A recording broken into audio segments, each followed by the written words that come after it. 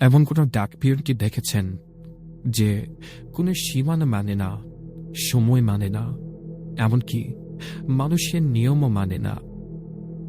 1967 সাল, ভারত থেকে পাকিস্তানের চিঠি আসছে।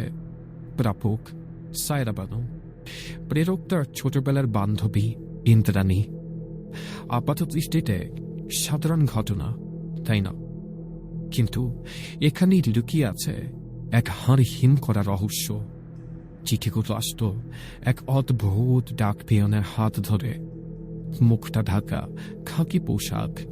সে কোনো সই নিত না, শুধু রহস্যময় হাসি হেসে বলতো, হুকুম হয়েছে তাই এসেছি, দেরি করার অনুমতি নেই। সব থেকে ভয়ের ব্যাপার কি জানেন?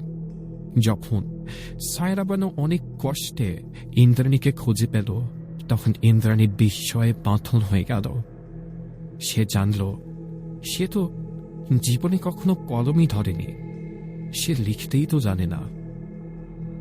আর সায়রা বানু পাকিস্তানের নতুন ঠিকানাও তার সম্পূর্ণ অজানা। তাহলে কে লিখত সেই নিখুঁত উর্দু চিঠি? কে সেই ডাকপিয়ন যে চোখের পলকে কড়া বর্ডার পার করত? কে ছিল সেই মানুষ?